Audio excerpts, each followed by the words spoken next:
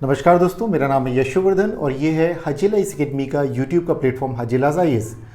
दोस्तों, इन दिनों हम अफगानिस्तान पर काफ़ी ज़्यादा चर्चा कर रहे हैं क्योंकि अफगानिस्तान के विदेश मंत्री इस वक्त भारत की यात्रा पर हैं। तो ऐसे में अफगानिस्तान से रिलेटेड इन्फॉर्मेशन हम आपको लगातार दे रहे हैं। यहाँ लिखा है, अफगानिस्तान को साम्राज्यों की कब्रगाह क्यों कहा जाता है। एक यूरोपियन या वेस्टर्न एक इतिहासकार हैं, उन्होंने अफ़गानिस्तान के बारे में काफ़ी कुछ लिखा है और उन्होंने कहा है कि अफ़गानिस्तान साम्राज्यों की कब्रगाह है। यहाँ कई लोग आए, यहाँ अगर हम बात करें तो यूएसएसआर भी आया, ब्रिटेन भी आया, अमेरिका भी आया, लेकिन यहाँ के लड़ाकों के आगे कोई भी टिक नहीं पाया। अगर हम और पहले जाएं तो सिकंदर महान हो या पूरी दुनिया में जिसका साम्राज्य फैला हो, ब्रिटानिया या ब्रिटेन का साम्राज्य हो, वो एक नहीं, एक दो तीन अफगान युद्ध लड़े उन्होंने और 1919 में अफगानिस्तान को अंततः उनको स्वतंत्र करना पड़ा। उसी तरीके से हम यूएसएसआर देखें जो वो आता है यहाँ पर और 1979 में यहाँ पर आकर के कब्जा करता, तख्ता पलट करवाता है, लेकिन उसके बावजूद 1990 के पास तक पहुँचते पहुँचते उसको भी छोड़ करके जाना पड़ता है। उसी तरह से अगर हम अमेरिका को देखें तो अमेरिका यहाँ पे 2001 में आता है और उसके पश्चात 2021 में उसे फिर अफगानिस्तान छोड़ करके जाना पड़ता है। तो स्थिति आज हम ये देखें कि कभी भारत तालिबान के संबंध उतने अच्छे नहीं थे। तालिबान को एक आतंकवादी गुट के तौर पे भारत भी देखा करता था, लेकिन आज उसी तालिबान के साथ भारत के लगातार संबंध सुधरते चले और वर्तमान में अभी देख रहे हैं तो जिस तरह से कि डूरन रेखा जो भारत और माफ कीजिएगा अफगानिस्तान और पाकिस्तान के बीच की जो रेखा है उस पर लगातार पाकिस्तान और अफगानिस्तान के बीच में तनाव बना हुआ है और एक दूसरे की चौकियों पे आक्रमण कर रहे हैं। यहाँ तक कि अगर काबुल पर पाकिस्तान ने एयर स्ट्राइक की है तो अफगानिस्तान ने भी बॉर्डर पर अपने टैंक तैनात कर दिए हैं और पाकिस्तान के 58 सैनिकों को मार गिराया है। तो जनाब, आज हम बात करते हैं, चलिए आगे बढ़ते हैं और अब देखते हैं कि आखिर अफगानिस्तान को साम्राज्यों की कब्रगाह क्यों कहा जाता है। इस पर लोग आते हैं, विजय भी कर लेते हैं, लेकिन नियंत्रण बना के नहीं रख पाते हैं, अंततः उन्हें छोड़ करके जाना पड़ता है। आखिर ऐसा क्या है, तो चलिए देखते हैं एक करके। तो देखिए, अफगानिस्तान को कहा जाता है ग्रेवयार्ड्स ऑफ द एम्पायर। दोस्तों, मेरा नाम है यशवर्धन, तो आज ये प्रस्तुत मैं आपके लिए कर रहा हूं यहां पर। तो चलिए आगे बढ़ते हैं हम लोग। अफगानिस्तान एक ऐसा देश है जिसने इतिहास के हर दौर में महाशक्तियों को झुकने के लिए मजबूर किया और आज भी कर रहा है। चाहे वह सिकंदर महान हो तो 323 बीसी के आसपास सिकंदर यहाँ आते हैं और उसके पश्चात वो 3 से 4 साल यहाँ रहते हैं। इसको जीतने में इतना समय लग जाता है जब वो अपनी माँ को एक संदेश भेजते हैं कि वे जिस जगह पे हैं यहाँ पर बहुत ज़्यादा लड़ाकू किस्म के लोग हैं, उनके सैनिक थक गए हैं, हार गए हैं और इसके पश्चात वे शायद आगे ना बढ़े, तो इसलिए भारत की तरफ वे नहीं आते। इसी बॉर्डर पर हम देखते हैं कि वे आते हैं, रावी तक आते हैं और यहाँ से फिर वे वापस लौट जाते हैं क्योंकि अफगानिस्तान को भी वे देखते हैं कि यहाँ के कितने ज़्यादा लड़ाकू लोग हैं, किस तरह के यहाँ पे कबायली लोग हैं जिनको नियंत्रण में रख पाना बहुत मुश्किल है। हालांकि फिर भी कंधार जैसा शहर, जो कि किसी समय उसको अलेक्जेंड्रिया कहा जाता था, सिकंदर के द्वारा बसाए गए कई शहरों में से एक शहर और सिकंदर को वहाँ पर आज भी इज्जत दी जाती है। अगर यहाँ देखा जाए, सिकंदर महान हो, ब्रिटेन का साम्राज्य हो, सोवियत संघ हो या हो अमेरिका, इन सभी ने इस धरती को जीतने की बहुत कोशिश की, लेकिन अंततः उन्हें पीछे हटना पड़ा। अब रीजन क्या है, तो यहाँ पर इसकी भौगोलिक संरचना की, इसकी भूगोल किस तरह का है। रेगिस्तानी इलाका है, पहाड़ी इलाका है, जनजातीय इलाका है, जनजाति निष्ठा यहाँ पे कबीले हैं, उनकी प्रति ज़्यादा निष्ठा है लोगों की। तो ऐसे में इन सभी चीज़ों ने मिल करके इसको बना दिया है ग्रेवयार्ड्स ऑफ द एम्पायर्स, साम्राज्यों का कब्रिस्तान। तो सबसे पहले हम बात करते हैं कि आखिर वो ऐसी कौन सी चीज़ें हैं जिसके कारण यहाँ पर लगातार नियंत्रण बनाना बहुत कठिन हो जाता है अफगानिस्तान में। तो वो है इसका भूगोल, इसकी भौगोलिक बनावट। पहाड़ी इलाका है, हिंदू कुश पर्वत श्रृंखला और कठोर घाटियां बाहरी सेनाओं की गति को धीमा कर देती हैं। चाहे वो पुराना समय हो, जो चाहे आज का समय हो, चाहे कितनी भी आधुनिक तकनीक आज आ गई है, उसके बावजूद भी जिस तरह से कबायली लोग पहाड़ियों पर रहते हैं, छुप करके गोरिल्ला वॉर करते हैं, उस तरह की आज की मॉडर्न सेनाएं भी उस तरीके से आक्रमण नहीं कर पा रही हैं। इसके अलावा यहाँ का जो कठोर मौसम है, यहाँ पर अत्यधिक सर्दियाँ पड़ती हैं और कुछ इलाके हैं जो कि ईरान की सीमा से लगे हुए इलाके जहाँ पर रेगिस्तान है, ठंडा रेगिस्तान भी है और गर्म रेगिस्तान भी है। तो वहाँ पर इस तरह से देखें, जितनी भी विदेशी सेना यहाँ आती है उनको रसद और सैनिक कि बराबर निरंतरता बनाए रखने में उन्हें काफ़ी मुश्किल होती है, ऐसे में भी वे यहाँ पर टिक नहीं पाते हैं। इसके अलावा चारों तरफ से भूमि से घिरा हुआ है, इसलिए आपूर्ति और संचार के लिए दूसरे देशों पर निर्भर हैं। अगर अफगानिस्तान पर कोई कब्जा करना चाहता है तो उसके चारों तरफ के देशों को या तो जीतिए या उन देशों के साथ बहुत अच्छे संबंध रखिए, और वो भी बहुत ही दुर्गम इलाके हैं। ऐसे में यहाँ पर पूरी तरह से नियंत्रण बनाए रखना बहुत कठिन हो जाता है। तो इस तरह से देखा जाए तो प्राकृतिक कठिनाइयों ने हर आक्रमणकारियों को थका दिया है, चाहे वो 19वीं सदी का ब्रिटिश सैनिक हो या फिर 21वीं सदी के अमेरिका के मरीन सैनिक हों। यहाँ जो सबसे बड़ी चीज़ आती है भौगोलिक कठिनाइयों के अलावा, वो आती है कि जनजातीय निष्ठाएं, गुरिल्ला युद्ध प्रणाली। यहाँ पे अलग अलग जो जनजाति कबीले हैं, जैसे कि पश्तून, ताजिक, हज़ारा, उज्बेक, कई अलग अलग समुदाय, और इन सभी की अलग अलग क्षेत्रीय पहचान है और उसी के प्रति इनकी निष्ठाएं हैं। ऐसे में यहाँ पर ये जो वफादारियाँ इनकी क्षेत्रीय अपने कबीले के प्रति होती हैं, किसी झंडे के प्रति नहीं होती हैं। ऐसे में हम देखते हैं कि ये जो जनजातियां हैं ये कई सदियों से अपने क्षेत्र की रक्षा कर रही हैं। कोई भी बाहरी शासन आता है तो वे उसके प्रति अविश्वास रखते, भरोसा नहीं करते हैं। इसके अलावा लड़ाके जो यहाँ के स्थानीय गोरिल्ला लड़ाके हैं, वे गोरिल्ला रणनीति में, अर्थात वे पहाड़ों से आते हैं, हमला करते हैं, छिप जाते हैं, फिर आते हैं, फिर हमला करते हैं और गायब हो जाते हैं। इस तरह से बड़ी सेना को भी यहाँ पर उन्होंने पहाड़ी दर्रों में फंसा करके मार गिराया है, उन्हें परेशान कर दिया है। एक बार की तो बात है ब्रिटेन की सैनिक के, चलिए अभी मैं आपको एग्जाम्पल के तौर पर बताता हूँ। ब्रिटिश साम्राज्य कैसे थी कि 19वीं शताब्दी में 3 बार अफगानिस्तान पर आक्रमण किया।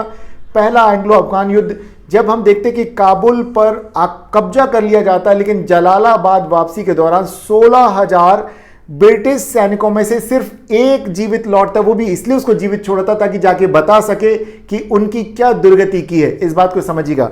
फिर दूसरा एक और युद्ध लड़ा जाता है यहाँ पर, जो कि 1878 से 1880 के बीच में। यहाँ पर अस्थायी तौर पर सफलता मिलती है ब्रिटेन को, लेकिन स्थायी तौर पे वे नियंत्रण नहीं बना पाते हैं।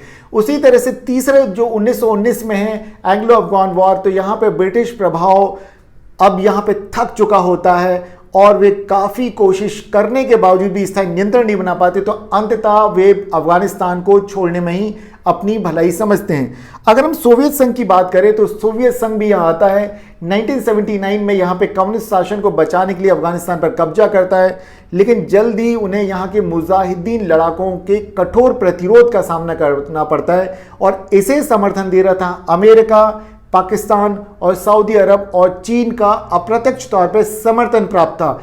ऐसे में 10 साल तक यहाँ पर युद्धरत रहने के बाद 15 लाख अफगान नागरिक मारे जाते हैं, 50 लाख से ज़्यादा शरणार्थी बन जाते हैं, और अंततः 1989 में सोवियत सेना को वापसी करना पड़ता है, क्योंकि आर्थिक तौर पर सोवियत संघ को यहाँ पर बहुत ज़्यादा नुकसान झेलना पड़ा था। सोवियत संघ की अर्थव्यवस्था और प्रतिष्ठा दोनों ही यहाँ पर चौपट हो जाती हैं, और कुछ ही वर्षों बाद हम देखते हैं कि सोवियत संघ का 1990, 91, 92 तक आते आते पूरा का पूरा सोवियत संघ कॉलप्स कर जाता, बिखर जाता है।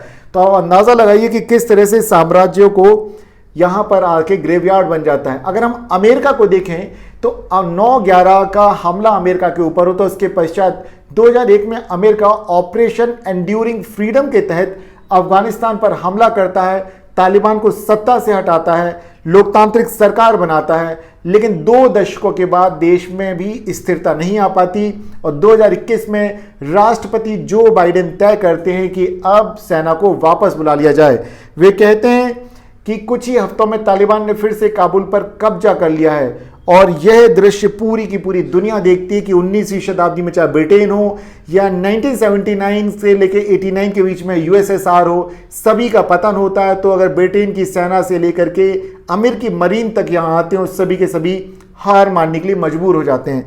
ऐसे में अगर देखा जाए कि आखिर क्यों कहा जाता है, तो इस बात को भी समझे कि साम्राज्यों का कब्रिस्तान इसे क्यों कहा जाता है। कठिन भूगोल और यहाँ का मौसम, जनजातीय स्वभाव, गुरिल्ला रणनीति, धार्मिक और सांस्कृतिक एकजुटता की विदेशी विचारों का यहाँ प्रतिरोध, और ऐतिहासिक निरंतरता की जितने भी साम्राज्य यहाँ आए सभी यहाँ पर आकर के विफल हुए हैं। लेकिन एक बड़ी बात, और यहाँ ध्यान रखें इस किताब का लेखक कौन है जिसने लिखा अफगानिस्तान ग्रेवयार्ड ऑफ एम्पायर। इस बुक के लेखक है डेविड इस्बी। ध्यान रखें इस नाम को, डेविड इस्बी। और यूपीएससी में ये सेम ऐसे का ऐसा पूछा गया था प्रश्न, जैसे क्लैशेस ऑफ सिविलाइजेशन, तो राइट इसी तरह से यहाँ भी ये सवाल आ जाते हैं। लेकिन आपको जानना चाहिए कि क्या है ये, तो देखिए उन्होंने क्या लिखा है, बहुत ही कमाल की बात लिखी है। ऐसा नहीं है कि अफगान, यहां पर देखें कि जितने भी यहां पे अफगान शक्तिशाली नहीं बल्कि आक्रमणकारी ताकतें मूर्ख नहीं हैं। वे कहते हैं कि देश की जटिलता को उन्होंने कभी समझा ही नहीं। अफगानिस्तान को जीतना नहीं बल्कि समझना जरूरी है, और लोगों ने क्योंकि बस इसको सोचा कि जीत लेंगे, आते हैं, आक्रमण करते हैं, कुछ समय तक के लिए रहते हैं और फिर नियंत्रण बनाना कठिन होता है, अंततः उन्हें छोड़ करके जाना पड़ता है।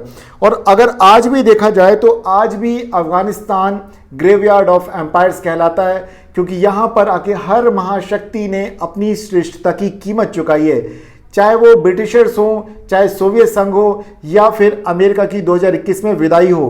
कुल मिलाकर के अफगानिस्तान ने एक बात तो साबित की है कि आप उसे केवल जीत नहीं सकते बल्कि अगर आप उसे सम्मानित करेंगे तो ना केवल अफगानिस्तान की हर कौम, हर कबीला आपका सम्मान करेगा। और भारत की जो रणनीति, विदेश नीति का यही तथ्य सबसे ज्यादा मजबूत है कि तालिबान की सरकार जिसके ऊपर ये टैग लगाए कि वो एक आतंकवादी गुट है, उसके साथ भी भारत के संबंध बहुत अच्छे, क्योंकि भारत ने अफगानिस्तान को बंदूकें और मिसाइल नहीं दी बल्कि मानवीय मदद दी है, और इसलिए वहां अफगानी लोगों में भारत का बहुत ज्यादा रिस्पेक्ट है। तो दोस्तों, मैं उम्मीद करता हूं कि आज जो यहां पर हमने आपको अफगानिस्तान के विषय में एक बात बताई कि किस तरह से अफगानिस्तान साम्राज्यों की कब्रगाह कहलाता है, क्यों कहलाता है, कि किस तरह से यहां ब्रिटेन हो, यूएसएसआर हो, चाहे हो अमेरिका, अफगान लड़ाकों के आगे हर कोई अंततः हथियार डाल देता है। और कुछ बातें हैं जिन पे हमें चर्चा करना जरूरी कि आखिर अफगानी लोग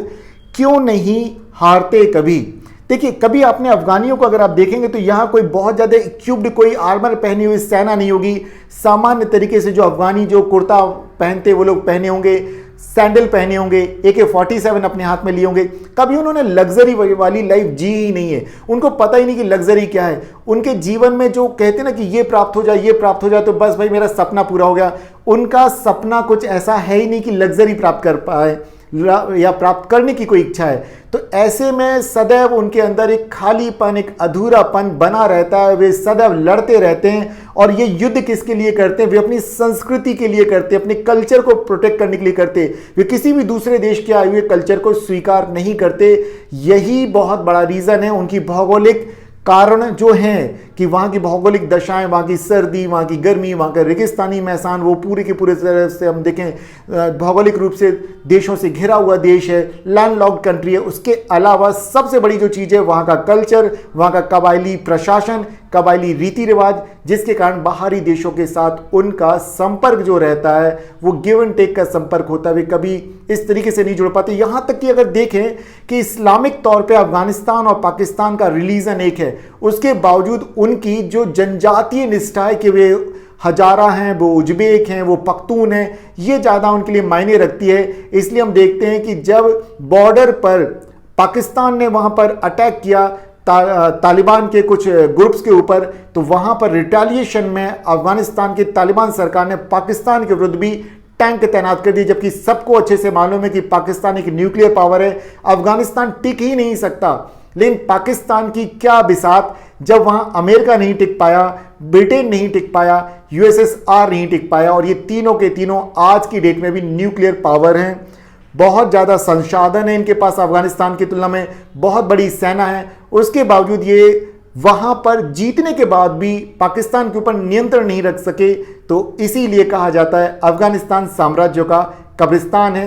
पाकिस्तानियों को इस बात का ध्यान रखना चाहिए, पाकिस्तानी हुक्मरान और सेना को इस बात का ध्यान रखना चाहिए कि अगर अफगानियों से वे टकराएंगे तो बहुत ही जल्दी पूरा का पूरा पाकिस्तान बिखर जाएगा। आप अफगानियों के साथ दोस्ती करके तो आप उन्हें अपना बना सकते हैं, लेकिन लड़ के आप उन्हें जीत नहीं सकते। वो टेम्परेरी जीत होगी, आपकी परमानेंट नहीं होगी। दोस्तों, मैं उम्मीद करता हूं कि आज का जो एक्सप्लेनेशन, जो विश्लेषण है, आपको अफगानिस्तान को समझने में मदद देगा, और आप इसी तरह से हमारे साथ बने रहिए। आपको अन्य विषयों पर भी अगर कोई भी वीडियो चाहिए हो तो प्लीज़ आप कमेंट बॉक्स में ज़रूर बताएं।